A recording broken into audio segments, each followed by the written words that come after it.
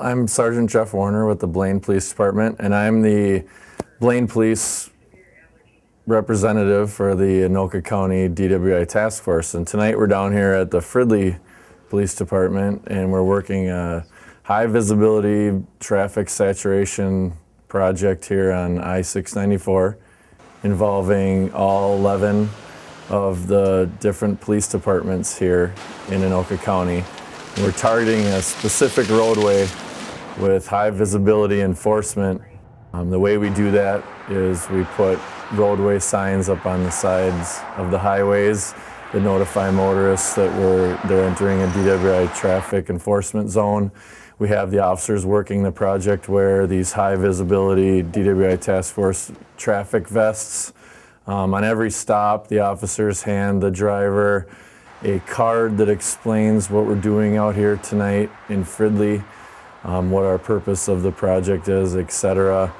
Also, our officers are very active in these projects, stopping a lot of cars for basically any violations that they can find of Minnesota, the traffic code and law. This project has removed over 1,300 impaired drivers off of the roadways during our project since 2007. We're just about to wrap up our second year of this project, going into our third, starting October 1st. What this has truly done is it's made our roadways safer for people who are using the roadways, driving home, families that are coming and going different places. That's truly what it's done. Well, I think the biggest part of it is just keeping motorists safe. You know, working in law enforcement and also like your emergency medical fields, you see the aftermath of people who have been drinking and driving. You see them whether they kill themselves or they kill innocent people driving, whether it's a pedestrian, just walking across a crosswalk and they get hit by a drunk driver. It's something that can be completely prevented.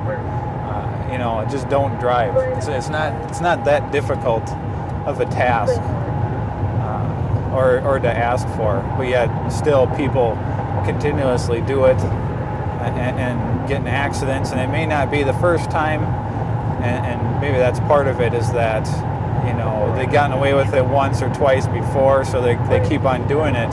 Well, it's that one time, whether they get stopped and arrested for DWI, or even worse, they kill somebody or kill a passenger in their own car, and they have to live with that. You know, it's just completely preventable. So to me, you know, this is incredibly important, especially when you can get a large amount of law enforcement out here and have it so visible. And maybe even somebody who's not drinking and driving sees the signs and says, you know, maybe a week from then, they say to themselves, yeah, the cops are really out there and I don't want to take the chance. So they decide not to. And it's only one of those people that could save a life. We started this because the public's perception has been in the past that they've heard about click it or ticket, safe and sober, you drink, you drive, you lose, programs like that. But what they were telling the state was they were not seeing the enforcement efforts. Even though we were doing it here in Anoka County, we were all doing it in our own cities. And this is a group effort where we've all pulled our resources together, and we're out there aggressively working in a group of several officers, at least one from each agency in Anoka County, strictly enforcing traffic laws, looking for impaired drivers, for those people who shouldn't be on our roadways. We started this project on May 4th, 2007. We kicked off, actually we worked Highway 65 up in the city of Blaine for the kickoff. Through August 8th of this year, we've stopped over 20,000 vehicles just from this high visibility enforcement project. We've arrested over 1,300 impaired drivers. 224 warrants have been cleared up since this project started. One of the most amazing things is over 19,000 warnings have been issued since we've started. So what that tells us is the officers are using good common sense out there. Not everybody's getting a ticket. They're looking at it at the overall big picture and realizing, you know, not everybody deserves a ticket. And so there's a lot of warnings going out, a lot of talking to people, but they're out there looking for the drunk driver. Unfortunately, this has been one of our more productive roads. One night in late 2007, we were down here working, and during our 8-hour shift down here, we arrested 28 impaired drivers off from Interstate I-694. That's really a high number. So we're trying to reduce that. We're trying to send a message to those who are passing through our county as well as those who live in our county, that this is an unacceptable practice, and if you do this in Anoka County, you will be arrested for it.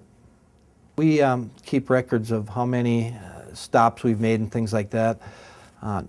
Since we started this project, 974 designated drivers have been found. These are people who stayed completely sober and drove somebody else or another group home.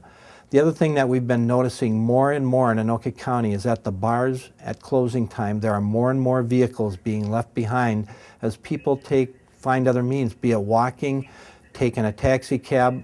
There's a company now that'll come and pick you and your vehicle up and take you both home, and what I'm told is it's about the same price as a taxi ride. And more we're starting to see that, where people are finding an alternative way home and being responsible.